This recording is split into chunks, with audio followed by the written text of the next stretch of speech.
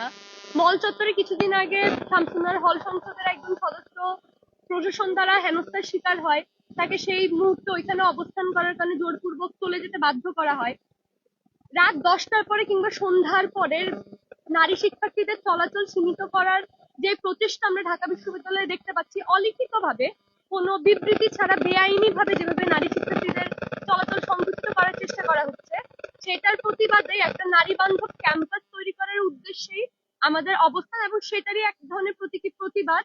যে মাঠে আমাদেরকে ঢুকতে দেওয়া হয় না, সেই মাঠে আজকে বারবিকিউ করার মাধ্যমে আমাদের 5 দফা দাবি আছে একটা নারী বান্ধব ক্যাম্পাস তৈরির উদ্দেশ্যে। সেটাই পড়ে শোনানো হবে। আহ, হেমা আপু হচ্ছে ফেসবুকটা পড়বে। ধন্যবাদ। সবাইকে শুভেচ্ছা জানাচ্ছি। আপনারা এখানে অনেক কষ্ট করে এসেছেন, এজন্য আপনাদের প্রতি অনেক কৃতজ্ঞতা প্রকাশ করছি। আসলে আপনারা জানেন আমরা এখানে কেন আজকে সবাই জড়ো হয়েছি। আমরা গত কয়েকদিন ধরে আমরা যখন দেখতে পাচ্ছিলাম নারী শিক্ষার্থীদেরকে বিভিন্নভাবে হেনস্থার শিকার হতে হচ্ছে। যেমন গত কয়েকদিন আগে শামসুন্নাহার হলের নির্বাচিত একজন হল সংসদের সম্পাদক, পাঠ্যক্ষ সম্পাদককে হচ্ছে মল চত্বরে 10টার পরে প্রবেশ করার পরে তাকে প্রশাসন কর্তৃক তাকে বিভিন্ন ধরনের জেরাও করা হয়েছিল, বিভিন্ন ধরনের প্রশ্নের সম্মুখীন হতে হয়েছিল। এবং এর ধারাবাহিকতায় আমরা আরো দেখতে পেয়েছিলাম রোকেয়া হলের একজন ছাত্রী যখন 5টার পরে সেন্ট্রাল ফিল্ডে আসে ঢোকার চেষ্টা করে, তখন তাকে দারোয়ানরা বিভিন্নভাবে বলে দেয় যে এখানে আসলে 5টার পরে মেয়েদেরকে হলে মানে সেন্ট্রাল ফিল্ডে ঢোকা নিষেধ। বা এই ধরনের আসলে মৌখিক অনেক ধরনের ঘটনা আমরা দেখতে পাচ্ছি। আমরা যখনই প্রশাসনের কাছে যাচ্ছি, কথা বলার চেষ্টা করছি, ওনারা আমাদেরকে বারবার বলার চেষ্টা করছেন এটা আসলে একটা বিচ্ছিন্ন ঘটনা। এবং এটা আমরা মনে করছি না আসলে বিচ্ছিন্ন ঘটনা, কারণ আমরা দেখতে পাচ্ছি যে আহ বিশেষ করে ঢাকা বিশ্ববিদ্যালয়ের মতো জায়গায় এমন কিছু দিন সেলিব্রেশন করা হয় যেখানে আমরা দেখতে পেয়েছিলাম গত বছর কিন্তু মেয়েদের একটা দিন প্রতি মানে ওই রাত সারা রাত হচ্ছে মেয়েদের হল খোলা রাখা হয় শুধুমাত্র একদিন। তাইলে এই বিশ্ববিদ্যালয় প্রশাসন শুধুমাত্র কি একদিন মেয়েদেরকে নিরাপত্তা দিবে, বাকি দিনগুলো আসলে নিরাপত্তা কোথায়? তো সেই ধারাবাহিকতা এই যে বারবার মেয়েরা যে হেনস্থার শিকার হচ্ছে, সেগুলো নিয়ে আসলে আমরা আজকের এই আয়োজনটা করেছি। এবং আমাদের এই যে আয়োজনের নাম হচ্ছে প্রশাসন পোড়াও এবং বারবিকিউ। এটা আসলে আমরা একটা প্রতীকী প্রতিবাদের মতো, লাইক আমরা যখন আসলে কোনো একটা কাজ করতে চাচ্ছি তখন কিন্তু আমাদের বিভিন্ন ধরনের হেনস্থা করা হচ্ছে, তো সেই নিয়ে। এবং আমরা একটা লিখিত বক্তব্য আমরা করছি, যেটা হচ্ছে আসলে 5টা দাবি নিয়ে।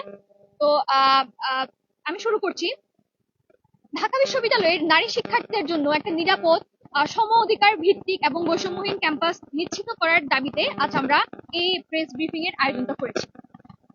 আজগুবি অশালীলতা প্রতিরোধে দীর্ঘ 1 বছরের বেশি সময় ধরে ঢাকা বিশ্ববিদ্যালয়ে নারী শিক্ষার্থীদের সন্ধ্যার পর কেন্দ্রীয় খেলার মাঠে প্রবেশের নিষেধাজ্ঞা প্রদান করা হয়েছে, যেটা হচ্ছে মৌখিকভাবে।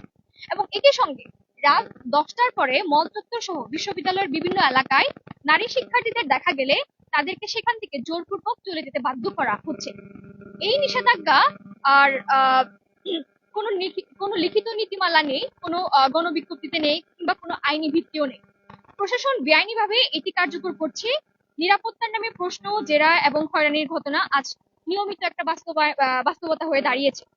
অথচ এই একই জায়গায় পুরুষ শিক্ষার্থীরা কিন্তু নির্বিঘ্নে চলাচল করছে, অবস্থান করছে, আড্ডা দিচ্ছে।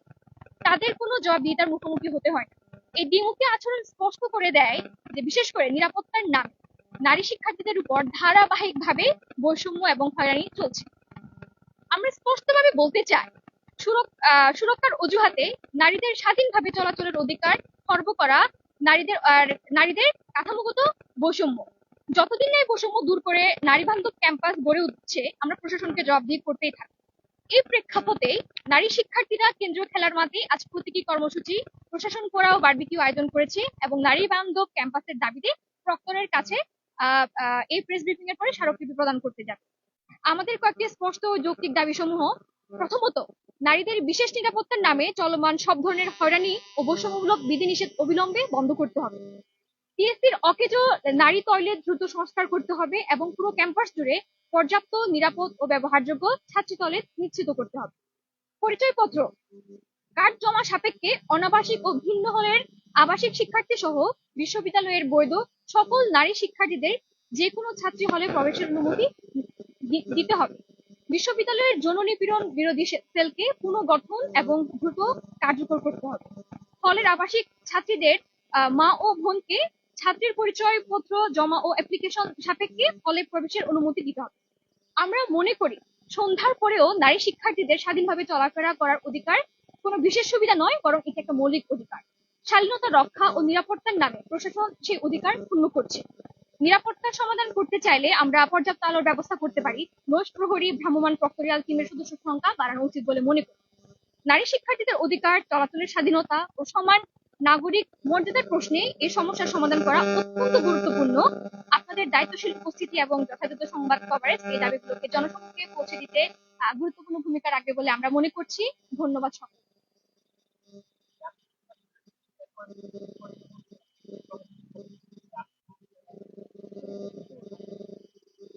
ডাকসু নির্বাচনের আগে এবং ডাকসু নির্বাচনের পরে একই সময়ে এই ঘটনাগুলো চলছে। আমি যেহেতু ডাকসুর একজন কার্যনির্বাহী সদস্য হিসেবে নির্বাচিত হয়েছি, তো সেই জায়গায় আমার যে দায়িত্বশীলতার জায়গা থেকে আমি এই ঘটনার পরপরই প্রক্টর স্যারের সাথে কথা বলেছি। এখানকার শারীরিক শিক্ষা কেন্দ্রের পরিচালক যিনি আছেন তার সাথে কথা বলেছি এবং আজকেও কথা বলেছি। এখন আমরা যেহেতু এটা মৌখিকভাবে বলা হয়েছে, এটার জন্য আজকে আমাদের এই স্মারকলিপিটা আমরা দিতে যাবো, এটাতে লিখিতভাবে আমরা স্মারকলিপিটা দিতে যাবো, যাতে আমাদের যে দাবিগুলো আছে সেগুলো বাস্তবায়ন করা। অবশ্যই সম্মান করছে মানে সম্মানগুলো ক্ষুণ্ণ করছে বলেই তো আমরা আজকের এই আয়োজনটা করছি। আসলে আমরা যখনই দেখতে পাই বাংলাদেশে কোনো ধরনের গণতান্ত্রিক আন্দোলন থেকে শুরু করে যখন কোনো একটা আন্দোলন শুরু হয়, তখন কিন্তু আমরা দেখতে পাই যে নারীদের স্টেক, যেমন জুলাইয়ের গণ অভ্যুত্থানের কথাও যদি আমরা বলি, ওখানে কিন্তু যখন আন্দোলনটা চলছিল, যখন নারীদের সক্রিয় অংশগ্রহণটা পর্যায়ক্রমে বেড়ে যাচ্ছিল, তখন কিন্তু আন্দোলনটা জোরালো হচ্ছিল। তো সে জায়গা থেকে যখন আন্দোলনের সময় নারীরা যখন হল থেকে বেরিয়ে আসতে পারে, তখন তাদের কোনো কিছু প্রশ্ন করা হয় না। আবার যখন কোন একটা নর্মাল সময় যখন নারীরা 10টার পরে বের হতে চায় বা কথা বলতে চায় বা ঘুরতে চায়, আড্ডা দিতে চায়, তখন কিন্তু বিভিন্ন ধরনের হেনস্থার শিকার হতে হচ্ছে। তো এই যে বৈষম্যগুলো এখনো পর্যন্ত চলছে, আজ 2026 সালে প্রবেশ করার পর আমরা যে এই ধরনের জেন্ডার ভিত্তিক যে বৈষম্যগুলো চলছে, সেগুলোর জন্য আমরা আজকের এই আয়োজন, আমরা এই প্রতীক আয়োজনটা এই জন্যই আমরা আয়োজন করেছি। আমরা আসলে সমতা ভিত্তিক একটা বাংলাদেশ চাই।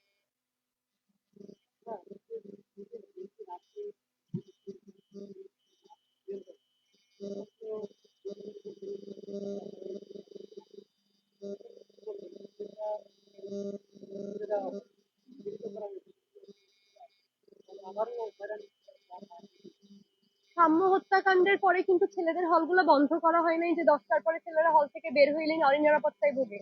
কিংবা তোফাজ্জল যখন ক্যাম্পাসে খুন হয় হলের ভেতরে, হলের মানে প্রশাসনের উপস্থিতিতে, মানে হলের প্রভোস্ট এসে দেখে যায়, তখন বলা হয় নাই যে ছেলেরা হলে থাকতে পারবে না, একটা ছেলে আরেকটা ছেলেকে খুন করে ফেলবে, সবাইকে সলিটারি কনফাইনমেন্টে রাখতে হবে, নয়তো এরা একে অপরকে খুন করে ফেলবে। তো একই রকম ভাবে আসলে নারীদেরকে 10টার পরে, 10টার আগে যে ক্যাম্পাসে হেনস্থা হয় 10টার পরেও একই হয়, দিনের বেলাও হয়। এটা আসলে বিশ্ববিদ্যালয় প্রশাসনের যেটা উচিত, পর্যাপ্ত পরিমাণে নিরাপত্তা ব্যবস্থা জোরদার করা, প্রক্টোরিয়াল টিমের গাড়ি বাড়ানো, তাদের যে টহল সেটা বাড়ানো, সদস্য বাড়ানো, সিসিটিভি ক্যামেরার সব জায়গায় প্রতিস্থাপন মানে স্থাপন করা, নিরাপত্তা নিশ্চিত করা আসলে প্রশাসন এবং রাষ্ট্রের দায়িত্ব। সেটার জন্য আসলে আপনি ডাকাতি হবে, চিন্তাই হবে, এজন্য আপনি ঘরের ভেতর থাকেন, এটা কোনো প্রশাসন বলতে পারে? Thank you.